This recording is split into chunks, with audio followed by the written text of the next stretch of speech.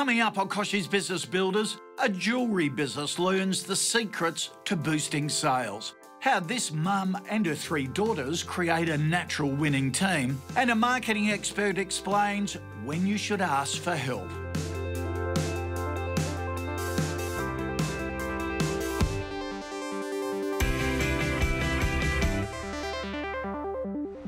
Hi gang, and welcome to the very last episode of Series 10. But hey, don't be sad. During our off-season until October, stay in touch by signing up to our newsletter and also visiting the website and going back and looking at past episodes. It's all there for you. Also, a few people you've met through the show wanted to say g'day. We would love to wish Kochie and the team an amazing 10 years of success. Congratulations, guys. Congratulations on your 10th year anniversary. It's extraordinary how you're continuously inspiring your viewers to become more and do more. Congratulations, Kochie. 10 years. That's wonderful. And I just want to really wish Kochie's Business Builders a happy 10th birthday. Happy 10th birthday for Kochie's Business Builders. Have an awesome party. This is really, really an extraordinary acknowledgement, and I'm so proud to be part of your life and your world. Thank you. G'day, David. Congratulations on 10 years. It's a great accomplishment. And happy birthday for your 10th year. Amazing. Oh, that's so nice. Thanks, everyone. It's been an amazing 10 years and hopefully many more to come. Well, on to today's show, and coming up a little later, an entrepreneur who is all about girl power. Sue Ismail and Daughters was founded 25 years ago, and you won't believe what created this now global business. Next, though, we speak to Nicole Allo, who started with a Sydney market stall and is now taking her jewellery business to the next level. So let's get into it. Nicole Allo started her family business Elvie 8 years ago and makes beautiful personalised jewellery. The business has gained impressive traction with Nicole moving from a market stall to a successful pop-up store. And now she wants to raise the retail level of her business even further. So we sent in business consultant Barry Tennant to offer some useful advice. Did it start as a passion of yours? Is it something that you had always been involved in, or had you... I've always been interested in jewellery ever since I was young, making beads, making bracelets, fixing jewellery. My dad, he's a welder by trade, so he was always helping me with things like that. So very, very hands-on. Yeah, absolutely, yeah. No, that's fantastic. So are you purely Sydney-based, or are you... Yeah, we are. Okay, and we sell online as well, so we have orders from all over Australia. And are you looking to build a brand in your business? Is that what yeah. you're trying to achieve? What's your plan? Where do you see yourself going? Essentially, that's where I've hit a bit of a roadblock, is that I've been retailing for nearly 8 years now. Right. And you do get consumed by the everyday retail, you know, struggle. I've lost the vision for my brand, and I am trying to grow it into a more prominent brand, and I want to get into a better retail space, be it in like a department store or as a concession stores, and I'd love to see my brand in somewhere like that. The challenges, I think, in many areas of business like yourself is there's no real barrier to entry. Anybody can come in and set up a jewellery store, or be a designer, or be somebody to buy wholesale from other product or other suppliers, and it's their ability to execute a good business plan that gives them an advantage over somebody else. Right. So if they're naive and they haven't done their homework, which means they haven't done their planning about what they need to do, very difficult, because they'll hit a hurdle and bounce back off. Okay. You want to be able to ensure that you have a very clear picture, step by step, where you're going, and make sure your business is intact in all of those areas. And that's not just about the product or the sales, it's about the finance. It's about the operational costs, it's about the wholesale purchasing, it's about the cost of goods that you're both doing, and that's not just your product, but that's also your services that need to come into the business. So in any great business plan, all of those areas are addressed specifically. There's a big journey, and that journey needs to be clearly defined in a business plan, and understand what you're doing as you go on that business plan to tick all the points off, because when you get to the opportunity to be able to do a concession store, you want to be so well prepared that they'll say, you've done everything that we possibly need to ensure that this is suitable for where we want you to be in our store. And then we'll talk about things like the business model. Yeah. So that's really, how does the business make money? Yeah. That's very, very specific. So a business model can be, I buy it 1, I sell it 5, and that purchaser sells at 10, and therefore my profit margins and my costs come out of that, and here's, you know, equals X, that's the number of money that I make. Yeah, yeah. So with what you're currently doing, are you profitable? Yes. And when I say profitable, that means you can sustain a growing income for the business and ensure that the people working in the business can be paid. Yes, of course. That's fantastic. Yeah. I mean, getting to that point in a competitive market is an amazing achievement. And I think, you know, fantastic that you're doing those things. Thanks. Yeah. It's hard. There are, obviously, in retail, there are days that are great and there's days that are not. But it all balances out in the end. Yeah. That's great. It can be harder than you think to grow your business, so getting the right advice is crucial. We have all the tips you need. Stay with us. Did you know Australians spent $41.3 billion online last financial year? That's almost 10% growth in a year. So if your small business doesn't have an e-commerce website, you'd better get one quickly. With so much competition, how do you create an online store that really works? First off, work out who your site is for. Who exactly are your customers? Forget flashy graphics, make the site look good, but more importantly, easy to read and use. Put yourself in your time-poor customers' shoes. How easily can they navigate the site and find what they need? Make sure your site works equally well on a computer and a mobile. Create clear, safe, easy-to-follow guidelines and streamline the process to buy online. Use incentives to get your customers to come back soon. Offer a discount voucher or free delivery at the checkout for repeat customers. Offer an easy returns policy so customers have confidence in your products and service. For more great information, head to ozpost.com.au/sellingonline. Next up, Sue Ismail's skincare company was created when this mum was searching for a solution to help her daughter. Her secret formula works so well, she's never looked back. We'll be back soon with more of her story.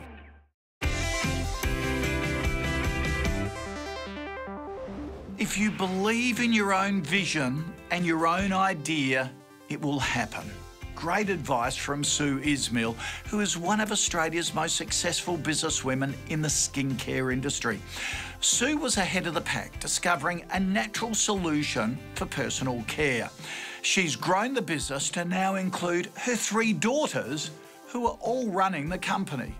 As entrepreneurs, we are a rare breed, really we are. We innovate, we motivate, we create. You know, we have crazy ideas that go through our head. We can even frustrate the more sane people around us. But what running your own business offers you is the opportunity to become a role model for the people around you. For my daughters, for instance, I've demonstrated to them that they can achieve whatever they need. They can achieve their wildest dreams.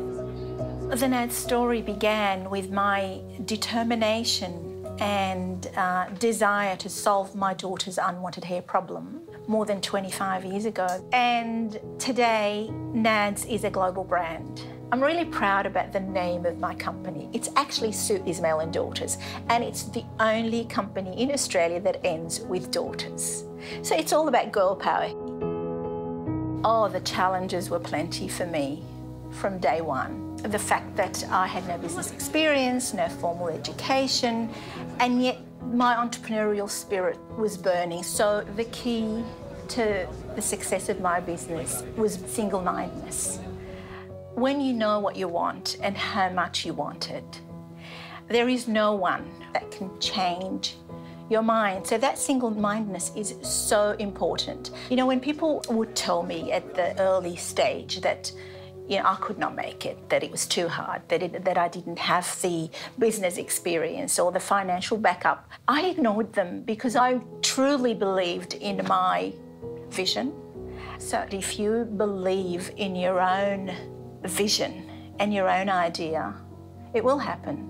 So I encourage everyone to continue with their vision have a go, have the right attitude, and don't be afraid of failing. Don't be afraid of making a mistake, because you will learn from them. You know, have empathy for others, and also have fun along the way. Life is too short. When we entered the US market, it was a big leap of faith. I was replicating the same successful campaign in a giant market with 300 million people. The infomercial, the half-hour infomercial, took America by storm. I had a phone call one day from the distributor telling me that our infomercial was rated #1 in the US. That was the biggest achievement of my life. I thought, where to from here? Innovation is key to success. To be honest, I have been flexing my muscles against multinational competitors with deep pockets, and if I wasn't able to innovate, I would have been out of business long ago. My product was an innovative product from day one.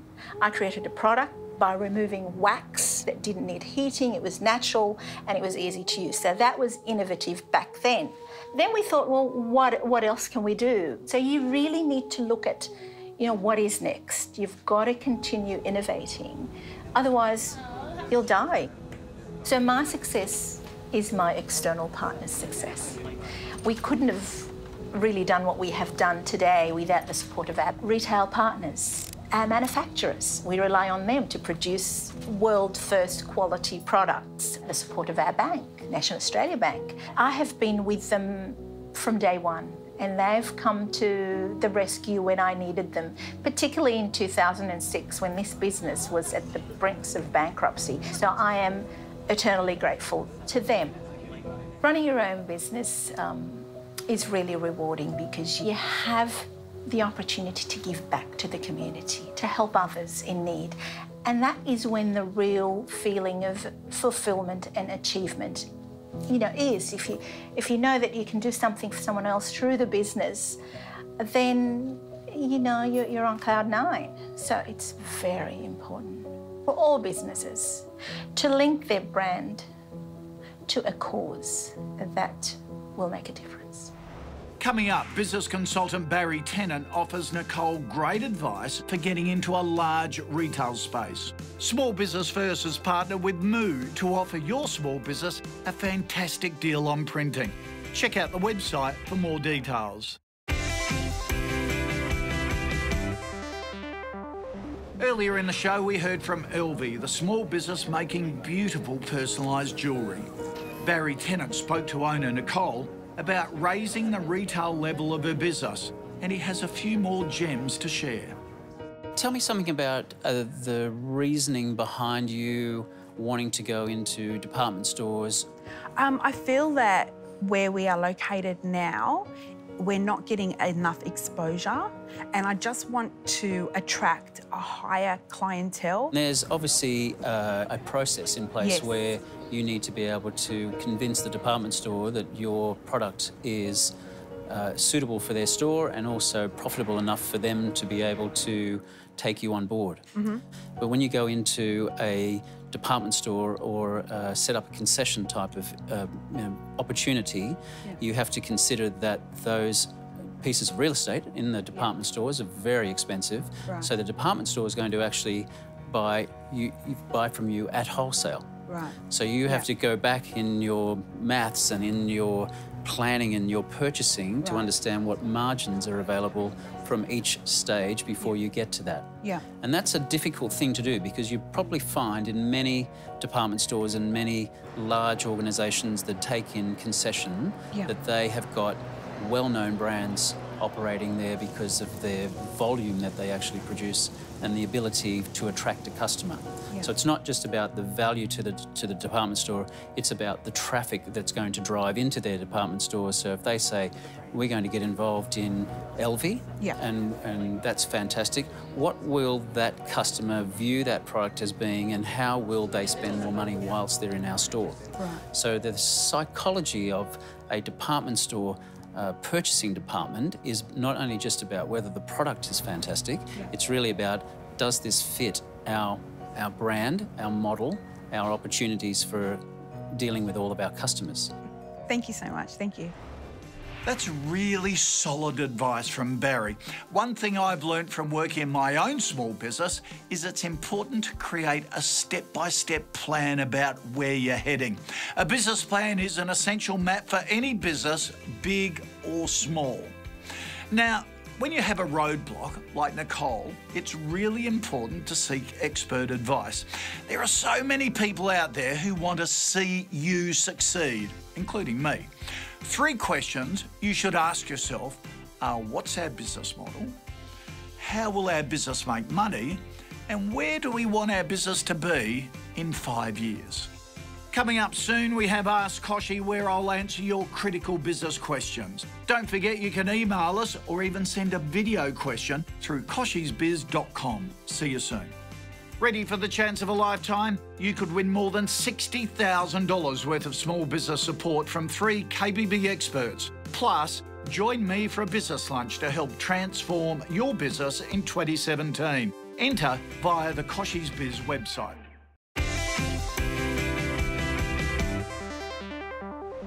Look, what a fabulous show. I've loved meeting so many inspirational small businesses around Australia. It is such a privilege being able to share your stories. And don't forget to enter our KBB All-Stars competition at koshiesbiz.com.au, where one lucky business will win more than $60,000 of small business support, plus a business lunch with me. I can't wait to hear all of your stories. Up next, I'll answer the last Ask Kochie for this series. It's a great one, so don't go away.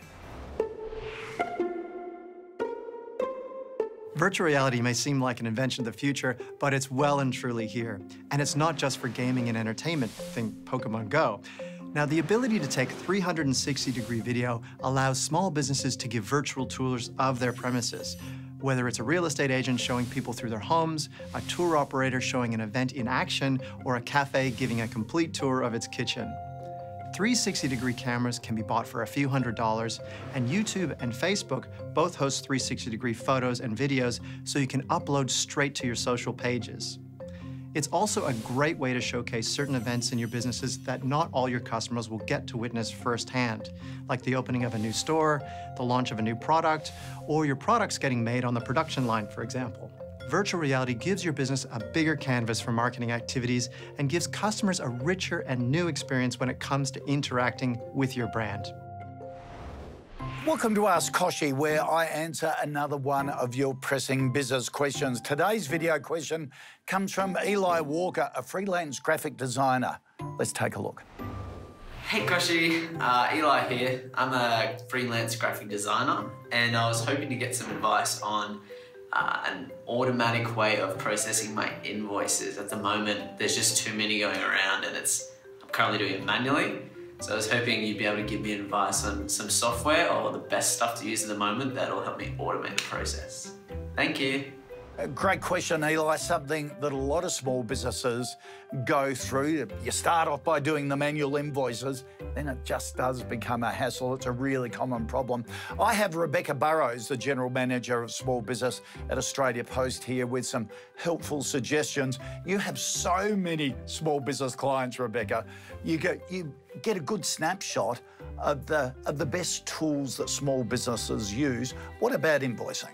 Absolutely. So we are looking at the range of different challenges that small businesses have, and invoicing and administration is absolutely the top of the list for small businesses about the things that keep them up at night or distract them from their everyday business. So having too many invoices, it's kind of a nice problem to have, but there's lots of ways that you can actually start to address that. So the first thing that I'd really suggest is actually talk to some of your peers, your small business peers in a similar industry to you, around what it is that has worked really well for them, because something that's repeatable and easy to do is probably, you know, the fastest solution that you'll have, and it's already tried and tested. That's a good idea. Check with your own network first. Ask your network. Why not? Yeah. You'll probably find lots of them are using systems like Xero or MYOB, which work really well in terms of integrating in with your other banking programs and your accounting programs and sort of streamline a whole lot of processes as well as your invoicing. But as things have started to change, there might be other solutions too. So something like QuickBooks actually offers like a 30-day trial, so you can actually give it a go, see if it works for you, and if not, move on to something else.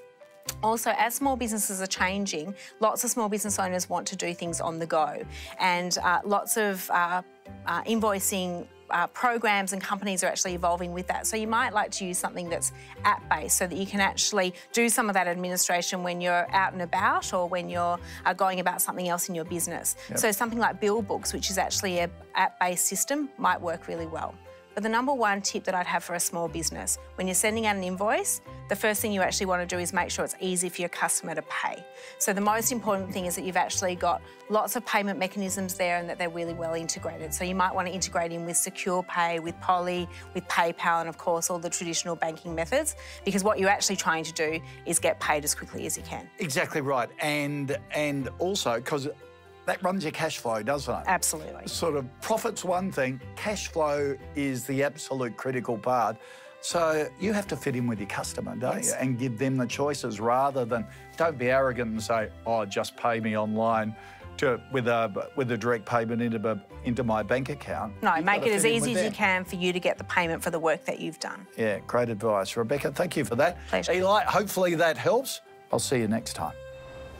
Hey, thanks for dropping by the KBB YouTube channel. If you want a whole lot more where this came from, press the subscribe button and it will open a Pandora's box of great videos that not only are educational, full of great advice, but also really inspiring. Just what we need as small business owners.